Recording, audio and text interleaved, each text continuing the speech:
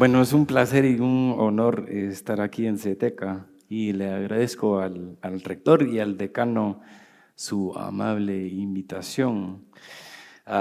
Tengo tantos recuerdos maravillosos caminando por este campus cuando era niño, o como me dijo David Suazo hoy en la mañana, como un niño mocoso, un niño travieso. Bueno, y estar aquí ahora dando una conferencia en la capilla del seminario es algo que nunca me imaginé cuando salimos de este hermoso país en el verano de 1985, que para los jóvenes es la época de los dinosaurios, en los 80. Bueno, mi esperanza es que el material que les presento hoy les resulte útil y alentador. Si en cualquier momento hoy algo no tiene sentido, le echaré la culpa a ChatGPT, que aún no ha aprendido bien el idioma de los ángeles, el castellano. Bueno, me gustaría comenzar mi conferencia de esta mañana hablando de una iglesia en Austin, Texas, donde fui pastor durante casi 10 años, que se llama Hope Chapel, Capilla de Esperanza. Su gente adora en un edificio que fue construido originalmente por una comunidad de la Iglesia de Cristo en la década de 1950. Su edificio es lo que se podría llamar arquitectura de iglesia como hogar del pueblo de Dios. Y sus prioridades arquitectónicas coinciden con sus prioridades litúrgicas como congregación independiente. Simplicidad, diseño sin pretensiones y funcionalidad de usos múltiples. Y la cálida hospitalidad del espacio además acentúa la prioridad teológica de la cercanía de Dios. El autor estadounidense Ian Cron expresa una crítica común a este enfoque de la arquitectura. Él escribe: queremos centros de adoración donde la humildad es más importante que la santidad, dice él. Pero Hope Chapel estaría totalmente en desacuerdo. Llaman a su santuario un sala de estar a propósito. Para ellos la humildad es precisamente el lugar donde se experimenta la santidad de Dios.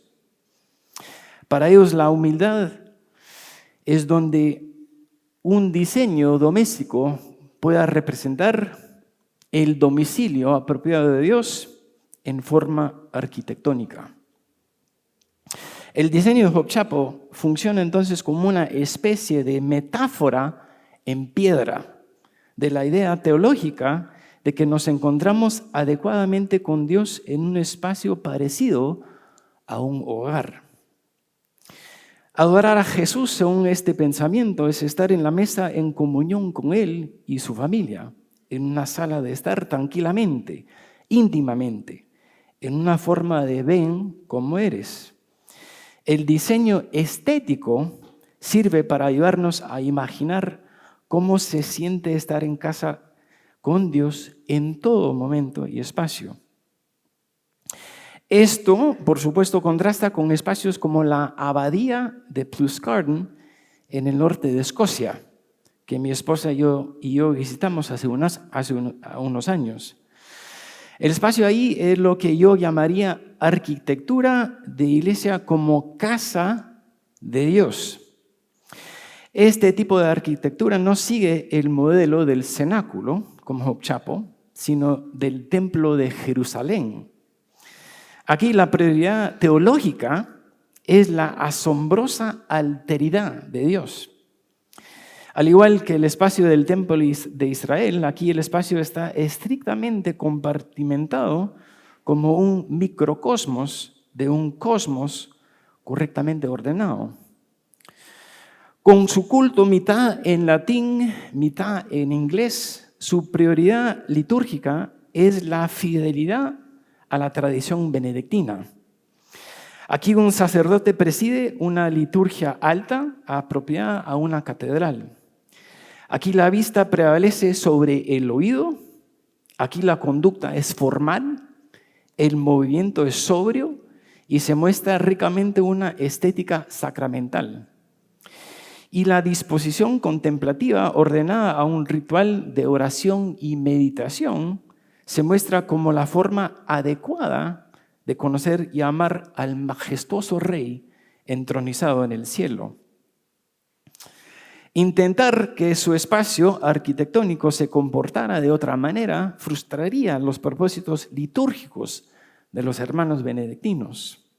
Intentar rockear, por ejemplo, con himnos a todo volumen de Hillsong cerraría la capacidad de la arquitectura auditiva para facilitar la adoración efectiva, cuyos muros de piedra favorecen la voz sin acompañamiento de instrumento musical. Dicho en manera más positiva, habitar en el santuario de la abadía de Pluscarden con el tiempo es convertirse en un cierto tipo de cristiano que ve y ama a un Dios majestuoso de una manera particular, bastante diferente al tipo de espacio que nos demuestra Hope Chapel. Bueno, la idea que quisiera proponerles aquí, las artes nos acercan a una participación intencionada e intensiva en el aspecto estético de nuestra humanidad. Con esto quiero decir que las artes engendran una forma de captar el mundo a través de nuestros sentidos, nos dan una idea de cosas que de otro modo no podríamos expresar, nos permiten imaginar lo que a primera vista puede parecer improbable o incluso imposible, y nos sumergen en una esfera de metáforas mediante las cuales nosotros damos sentido a nuestra vida personal y social. Dicho de otro modo, las artes ponen en primer plano nuestra experiencia sensorial, emocional e imaginativa del mundo y utilizan abundantes metáforas, lo que nos permite comprender el mundo a través de medios figurativos, como pretenden hacer tanto Hope Chapel como la abadía Pluscarden.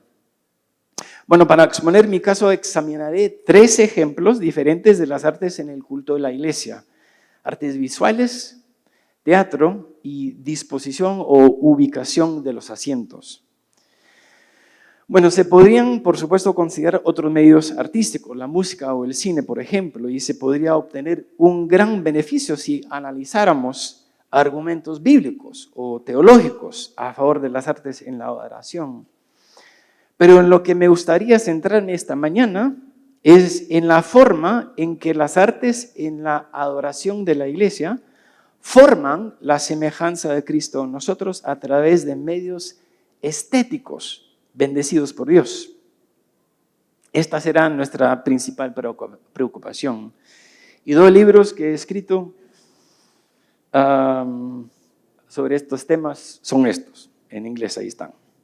Bueno, comienzo entonces con las artes visuales. ¿Qué significa vivir en la realidad que Jesús predica en Mateo 25, donde alimentar, vestir, cuidar y acoger a un extraño se convierte en la ocasión para amar a Jesús de la misma manera? ¿Y cómo podrían las artes visuales entrenarnos para encarnar el amor de Jesús de una manera tan radical? Una exhibición de arte que presentamos en mi iglesia en Austin tenía como objetivo hacer precisamente eso. En 2007, Hope Chapel invitó a Laura Jennings, una de sus miembros, a exhibir sus pinturas en el santuario. Cuando su arte apareció por primera vez en el santuario, le expliqué a la congregación que el trabajo de Jennings no pretendía simplemente adornar el espacio. Estaba ahí para ayudarnos a ver el Evangelio de manera nueva e inspirarnos a vivirlo de manera nueva. Sugerí que de la misma manera que Jesús dirigió repetidamente a sus discípulos a notar cosas que la sociedad ignoraba, el trabajo de Jennings llamó nuestra atención sobre grupos que frecuentemente pasamos por alto. En este caso, los Dalits o intocables de la India y las víctimas de la guerra violenta. Respecto a la materialidad de la obra, las pinturas fueron colgadas en el espacio del santuario, a lo largo de las dos paredes. En ese sentido, las pinturas permanecieron físicamente presentes para la congregación. A diferencia del canto de una canción que ocurre a través del tiempo, estas pinturas se fijaron en el tiempo y no expiraron como podría hacerlo una nota musical. Se quedaron quietos. De esta manera, las pinturas de Jennings fijaron ante nuestros ojos un conjunto de imágenes que moldearon profundamente el carácter visual de nuestro santuario. ¿Cómo fue que estas pinturas pusieron en primer plano las emociones? Las escenas que representaban el trabajo de Jennings incluían cuestiones relacionadas con el sufrimiento, la injusticia y la muerte. Los tipos de emociones que estas imágenes provocaron en nosotros como congregantes incluyeron tristeza, ira, culpa, miedo y conciencia de apatía. Pero más que un permiso para sentir ciertas cosas, el arte insistía en que estos temas eran cosas por las que uno debería sentirse triste o enojado.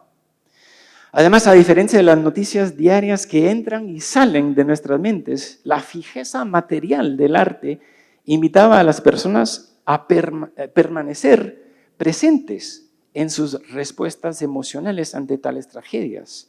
Seguir mirando, seguir sintiendo. El trabajo de Jennings no solo representaba una forma veraz de percibir el amor hacia los pobres y necesitados, sino que también nos informó cómo nos imaginábamos amando nosotros a esas personas. Frente a la tentación de ver el sufrimiento público como un deporte de espectadores, la obra de Jennings nos invitó a imaginar lo inimaginable, que de hecho se podría hacer algo para reparar el sufrimiento del mundo y que Jesús podría de hecho elegir que seamos nosotros sus manos y sus pies. El arte de Jennings desafió nuestra empobrecida imaginación y nos invitó a imaginar cosas que para Dios y por tanto también para nosotros eran plenamente posibles. Pero bien, los seres humanos somos literalmente puntos pixelados. ¿Ocupamos realmente espacios abstractos que desafían las leyes de la gravedad? No. Pero el objetivo de la obra de arte no era producir representaciones fisiológicamente realistas de seres humanos. La cuestión era representarlos en forma de una verdadera metáfora.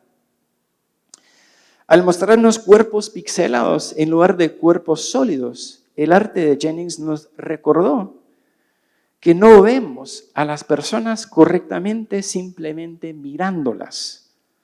Nuestra vista en sí está dañada por el pecado y necesita reparación. Y al representar cuerpos fragmentados, el arte nos recordó nuestras percepciones fragmentadas o deformadas de los demás, incluidos de los que están cerca de nosotros mismos, aún aquí hoy. Entonces, en todas estas formas, el arte de Jennings nos ofreció la oportunidad de formarnos más profundamente en la vida de Jesús. Bueno, el drama y la adoración. Con drama y adoración me gustaría usar otro ejemplo de mi tiempo como pastor en Hope Chapel. Poco después de incorporarme al personal de la iglesia, en enero de 2001, decidimos predicar una serie a través del Evangelio de San Mateo. Como tenía un interés desde mucho tiempo por el teatro, propuse a nuestro equipo de predicación que termináramos la serie con una recreación dramática del Evangelio. Lo escribiría y conseguiría que 2 amigos actores lo interpretaran conmigo. No tengo fotos de ese tiempo, así que voy a usar pinturas más famosas de la historia de la iglesia. Aquí estoy yo, como actor. Muy bien vestido. Bueno, lo escribí como una obra de teatro de un acto para 3 personas y utilicé diferentes traducciones de la Biblia para los diferentes personajes del Evangelio de San Mateo. Comenzaría con San Mateo en su casa, escribiendo las primeras palabras de su biografía. Habiendo estudiado griego en el seminario, como muchos de ustedes, elegí escribir esas primeras líneas en griego koiné y luego hacer la transición al inglés. ¿Cómo es que este drama formó la semejanza de Cristo en nosotros en Hope Chapel y cómo lo hizo por medios estéticos? Bueno, lo primero que hay que decir es que escenificamos la obra por todo el santuario. El espacio físico del santuario sirvió para fundamentar la historia en nuestro propio tiempo y espacio. Comenzando por el frente, nos movimos por el espacio a lo largo de la obra para ayudar a la congregación a sentirse participantes activos en lugar de pasivos en la historia. No queríamos que la actuación pareciera un espectáculo al frente y a lo lejos de la gente. Queríamos que pareciera una experiencia inmersiva. Cada parte del santuario serviría para contar la historia de Jesús de una manera nueva. Y todos los sentidos también estuvieron involucrados. Nosotros como actores nos acercamos para tocar a las personas en varios puntos del drama. Cuando llegamos al relato de la cena del Señor, compartimos el pan con toda la congregación. Después de la cena cantamos junto un himno, como lo describe Mateo 26, 29. Y colocamos flores sobre el escritorio de San Mateo para llenar de aroma el santuario. Queríamos que la gente viera, oliera, probara, tocara y oyera el Evangelio de una manera que nunca podría hacerlo viéndolo en la tele o en el cine. Nuestra esperanza era que la gente sintiera el drama emocional de la historia de Jesús. Queríamos que sintieran no solo el arco dramático de los amigos y familiares de Jesús, sino también de aquellos que se opusieron a Jesús en el camino a la cruz. Este fue especialmente el caso cuando llegamos a la historia del encuentro de Jesús con Pilato. El texto nos dice que los principales sacerdotes y los ancianos habían persuadido a la multitud para que pidiera la libertad de Barrabás. Mientras el actor que interpretaba a Pilato narraba la escena para la congregación, los otros 2 actores se movían por todo el santuario diciéndole a la gente que defendiera el caso de Barrabás. Al principio la gente de nuestra congregación no sabía qué hacer con nosotros, pero finalmente se dieron cuenta de que los queríamos participar en la acción. ¿A cuál de los 2 quieren que suelte?, preguntó el actor que jugaba el rol de Pilato. Barrabás, todos gritamos. Al principio la congregación le dijo tímidamente, pero luego cada vez con más fuerza. Pilato pregunta, ¿y qué voy a hacer con Jesús, al que llaman Cristo? Y la gente todo grita con emoción, crucifícalo.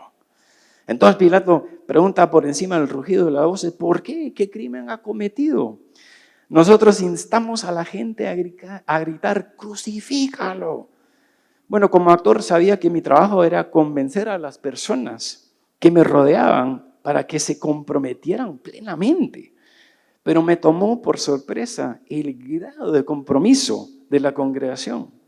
Se mecían de un lado a otro en sus asientos gritando a ritmo palpitante, crucifícalo, crucifícalo, a todos, así. Échenlo. Bueno, al final de la cena quedó claro para todos con qué facilidad se podía pasar de gritar Hosana a gritar crucifícalo. El corazón humano era inconstante y para cualquiera de nosotros podía pasar del amor al odio en un abrir y cerrar de ojos. Para la congregación fue una oportunidad de sentirse completamente inmerso en la historia, sentir su agonía, sentir su terror, sentir su drama. Con demasiada frecuencia les sugiero hoy, nuestras congregaciones no tienen sentido de la historia dinámica de las Escrituras. Se experiencia Su experiencia a menudo es pasiva. Se les leen palabras, se les predican palabras, incluso se les cantan canciones. Y de esta manera nuestras congregaciones son tratadas como ajenas a la historia de la Biblia. Pero los actores pueden ayudarnos a nosotros a sentir el drama de las Escrituras desde adentro. Pero queríamos ayudar a la gente no solo a sentir la historia, sino también a imaginar que Cristo está entre nosotros. Al final de Mateo 12 el texto nos dice que mientras Jesús estaba hablando con la multitud, su madre y sus hermanos estaban afuera queriendo hablar con él. Pero él responde, ¿quién es mi madre? ¿Y quiénes son mis hermanos? En nuestra actuación organizamos de modo que el actor que interpretaba a Jesús se sentara en el cuarto banco, como por ahí, deslizándose entre las personas sentadas ahí. Cuando el texto menciona que Jesús señala a sus discípulos en ese momento, el actor también señaló a las personas que le rodeaban y dijo, aquí tienen a mi madre y a mis hermanos. Cualquiera que hace la voluntad de mi Padre que está en los cielos es mi hermano, mi hermana y mi madre. Bueno, para las personas sentadas cerca del actor fue un momento incómodo e íntimo. Un actor los miraba cara a cara, a su lado, ahí, detrás de él, delante de él, hablando las propias palabras de Jesús. El objetivo aquí era que las personas imaginaran que Jesús se dirigía a ellos mismos. Escuchar estas palabras de una manera poderosa, especialmente a la luz de una cultura donde decir algo así podría haber sido percibido como una falta de respeto. Por último, la representación del Evangelio de Mateo en nuestra iglesia fue una manera para que la gente experimentara la vida como un escenario. Bueno, la vida, por supuesto, no es un escenario literal. La vida es como un escenario. Es una metáfora de la vida. Como dice Shakespeare, todo el mundo es un escenario y todos los hombres y mujeres son actores. Tienen sus salidas y sus entradas y un hombre en su tiempo desempeña muchos papeles, sus actos siendo 7 edades. Es una forma figurativa de hablar de la vida que nos permite descubrir la realidad de la vida. Las artes teatrales pueden recordarnos que nuestra fe se representa fundamentalmente en el escenario de nuestras vidas, no en un libro, ni en nuestras cabezas. Nuestra fe no se juega principalmente en la privacidad de nuestros hogares o de adentro de las paredes de nuestras iglesias. Nuestra fe se representa principalmente en el escenario del mundo que nos rodea y la representamos bien o mal, con valentía o cobardía. Nuestro trabajo y nuestro juego, nuestra política y nuestro entretenimiento, nuestras compras y nuestros viajes, nuestra lucha por la justicia y la paz. Todas estas son formas mediante las cuales desempeñamos nuestro papel como ciudadanos del reino de Dios. Y las artes teatrales pueden ayudarnos a comprender lo que eso significa. Entonces, en fin, al ayudar a nuestra congregación a experimentar la historia de Jesús un domingo por la mañana, nuestra esperanza era ayudarlos a ver cómo también podría representarse en el escenario de sus vidas más allá del contexto del culto de la iglesia. Por fin, disposición o ubicación de los asientos y la adoración. Bueno, hablando de escenarios, ninguna disposición de los asientos en un santuario, les digo hoy, es neutral. Cada disposición de los asientos refuerza ciertas ideas sobre la identidad eclesial por la manera en que nuestros cuerpos físicos están orientados unos hacia otros. Y les sugiero que 3 disposiciones de asientos han funcionado como las más determinantes para el culto de la iglesia a lo largo de la historia. Una disposición determinante de los asientos es lo que podría denominarse uno al lado del otro. Esta disposición física de los cuerpos podría evocar una asociación general con procesiones o marchas públicas. Para nosotros podría recordar las marchas de Israel o las procesiones de los santos en peregrinación que nos describen los salmos de ascenso. En tales procesiones los seres humanos suelen caminar uno al lado del otro, hombro a hombro, con los ojos mirando hacia adelante, mientras caminan hacia un punto final común. Nos puede invitar a imaginar la vida tal como se vive ahora en esta época presente en relación con la vida en la época venidera, como peregrinos en una peregrinación. Traducido a espacios litúrgicos, un plano arquitectónico longitudinal invita al cuerpo físico a moverse de atrás hacia adelante y desde afuera o del mundo hacia adentro del santuario. Una segunda disposición determinante de los asientos es lo que podría llamarse semicírculo, círculo o semicírculo, media luna. Esto incluye tanto disposiciones en círculo como el diseño de planta central que caracteriza gran parte de la arquitectura bizantina, como la abadía de San Juan en Collegeville, Minnesota, donde los monjes se reúnen diariamente para el culto. Estamos juntos de esta manera, podríamos decir, sintonizados unos con otros. En tal arreglo, la experiencia, eso es una X. Es algo de arte, pero no me recuerdo cuál. Bueno, como decimos en inglés, X marks the spot. Así que imaginen lo que quieran. Bueno, la experiencia del canto congregacional tiene una cualidad de compañerismo.